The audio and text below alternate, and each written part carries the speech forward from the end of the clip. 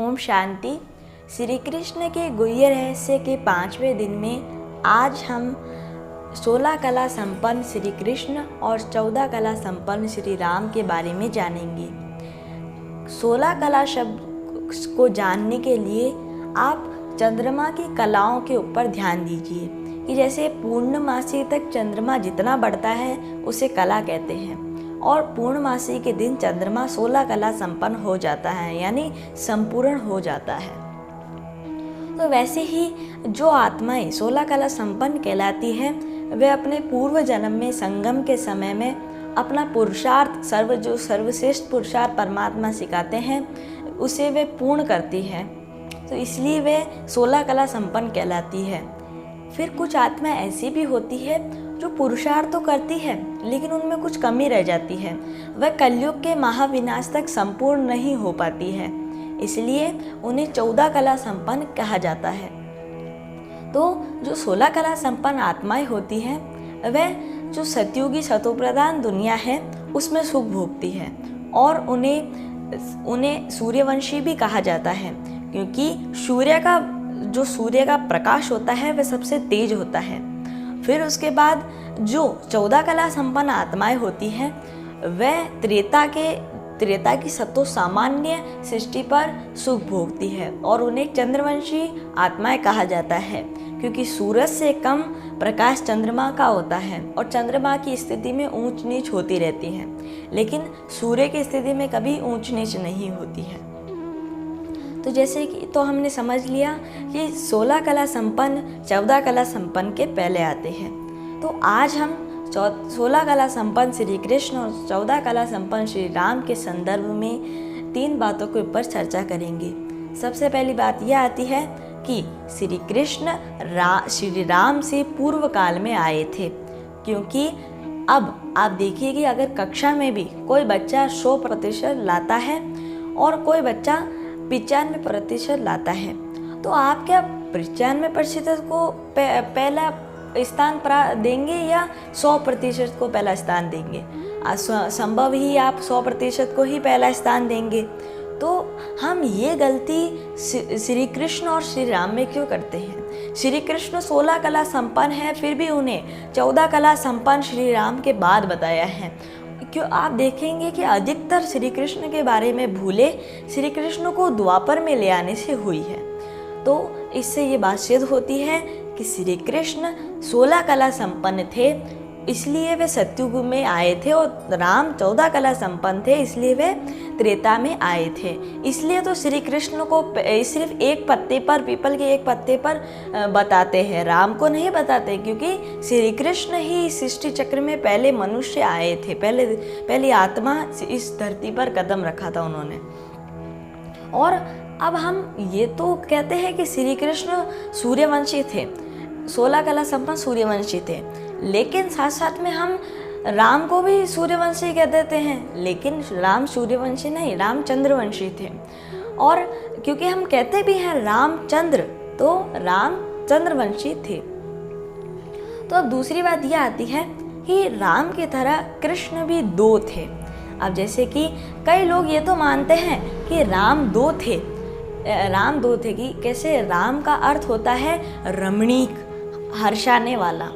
तो जैसे कि अब जो त्रेता युगी राम थे, वह उनका नाम जो संज्ञावाचक या व्यक्तिवाचक रखा गया था, लेकिन जो परमात्मा का नाम राम है वह उनके गुणवाचक रखा गया है, क्योंकि अब जो राम का अर्थ है वह हंसाने वाला है, लेकिन शास्त्रों में तो राम के जीवन में बार बार उन्हें दुख मिलता है। तो इससे सिद्ध होता है कि जो हम राम को याद करते हैं वे त्रेतायुगी राम नहीं, परमात्मा राम है। लेकिन परमात्मा के आगे हम श्री नहीं लगाते हैं, त्रेतायुगी राम के आगे हम श्री लगाते हैं, लेकिन परमात्मा को सिर्फ राम नाम से ही पुकारते हैं। और क्योंकि माया का नाम रावण भी है और रावण का अर्थ होता है रुलाने वाला, तो परमात्मा हमें सब बंधनों से मुक्त करते हैं, इसलिए उनका नाम राम रखा गया है, क्योंकि वह हर्षाने वाले होते हैं, हमें सुख में लाते हैं। तो वह ऐसे ही राम के जैसे श्री कृष्ण भी दो हैं। जैसे कि जो सतयुग में पहले राजकुमार थे वह श्री कृष्ण, उनका भी नाम व्यक्तिवाचक है, संज्ञावाचक है। लेकिन जो परमात्मा का नाम श्री कृष्ण है, क्योंकि श्री कृष्ण का अर्थ होता है आकर्षक और आनंद, क्योंकि परमात्मा आकर्षण मूर्त भी है और आनंद स्वरूप भी है। और राम जैसे कि वे व्यक्तिवाचक नाम उनका रखा गया है और परमात्मा का नाम श्री कृष्ण गुणवाचक रखा गया है। और जैसे ही परमात्मा के नाम के आगे भी श्री नहीं लगता है, उन्हें हम केवल कृष्ण नाम से ही पुकारते हैं। और जैसे कि हमने कल गीता का भगवान कौन है इसके ऊपर चर्चा करी थी, हमने चर्चा करी थी कि गीता श्री कृष्ण ने नहीं, परमात्मा शिव ने सुनाई थी। और क्योंकि लेकिन अब कईयों के मन में ये सवाल प्रश्न उठा होगा कि श्री कृष्ण का नाम तो दे रखा है गीता में, तो अब जो कृष्ण का नाम दे रखा है वह श्री कृष्ण का नहीं, सतयुग के पहले राजकुमार का नहीं, परमात्मा कृष्ण का नाम है। क्योंकि अगर श्री कृष्ण सतयुग के पहले राजकुमार का नाम आता तो उनका नाम संज्ञावाचक या व्यक्तिवाचक रूप से होता, तो सिर्फ श्री कृष्ण का नहीं नाम प्रयोग होता, उनके अलावा कोई और नाम जैसे कि हरिकेश और जनार्दन आदि नामों का प्रयोग नहीं होता। और जैसे हरिकेश का मतलब होता है जिसकी कर्मेंद्रियां हमेशा वश में हो, और जनार्दन का मतलब होता है जो कि सभी आत्माओं की मनोकामनाएं पूर्ण करता हो। तो इससे सिद्ध होता है कि श्री कृष्ण का नाम नहीं गीता में दे रखा है, जो परमात्मा कृष्ण है उनका नाम दे रखा है, जो कि कृष्ण उनका गुणवाचक नाम है। अब जैसे कि गीता में अर्जुन को भी बताते हैं, अब आप सोचिए कि परमात्मा ने क्या एक ही व्यक्ति को ज्ञान दिया होगा? नहीं। जैसे कि हमने ब्रह्मा के गुह्य रहस्य में भी जाना था कि अगर बहुत सारे व्यक्तियों का प्रतीक देना हो तो एक को देते हैं, तो वैसे ही हम सब आत्माएं जो कि परमात्मा से राजयोग और सत्य ज्ञान सीखती हैं, उनका प्रतीक अर्जुन है, ज्ञान को अर्जन करने वाला।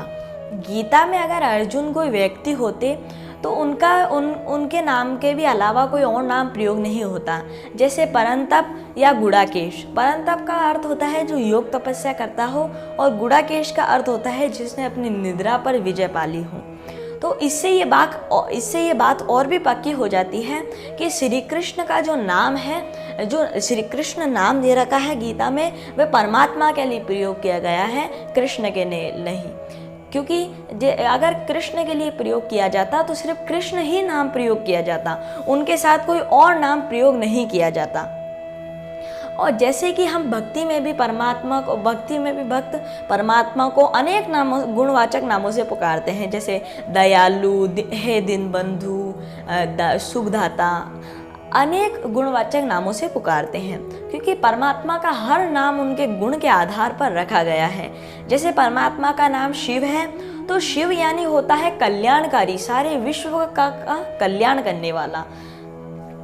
तो इससे ये बात सिद्ध होती है कि राम की जैसे कृष्ण भी दो हैं, और जो गीता में कृष्ण का नाम दे रखा है वह परमात्मा का नाम है, ना कि श्री कृष्ण का, सतयुग के पहले राजकुमार का।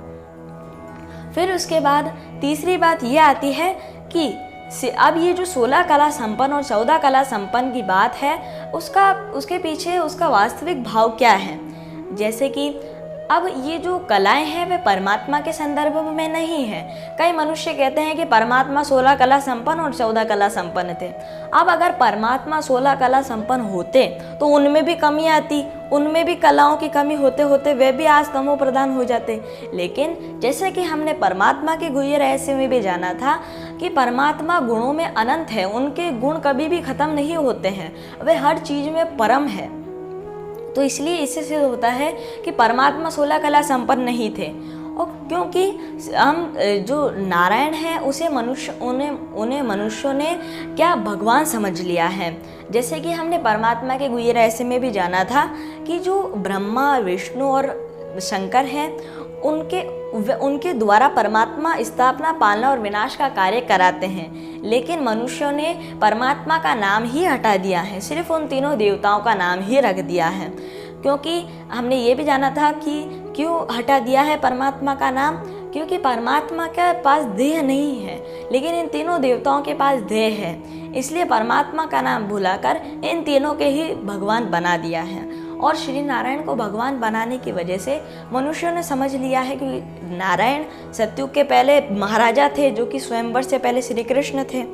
तो मनुष्यों ने समझ लिया है कि ये तो भगवान का पद है, हम इसे कैसे प्राप्त करेंगे। तो मनुष्य जीवन का उद्देश्य ही समाप्त हो जाता है। और कई लोग ऐसे भी समझते हैं कि 16 कला संपन्न भगवान है तो मनुष्य भगवान जैसा बन सकता है। नहीं, मनुष्य कभी भी भगवान जैसा नहीं बन सकता है, क्योंकि भगवान हर बात में, हर गुण में, हर शक्तियों में परम है। और मनुष्य को 16 कला संपन्न का ही पद मिल सकता है। तो इससे सिद्ध होता है कि जो कलाएं हैं वे परमात्मा के संदर्भ में नहीं, देवताओं के संदर्भ में हैं। तो 16 कला संपन्न श्री कृष्ण और 14 कला संपन्न श्री राम के बारे में आज हमने जाना। अच्छा।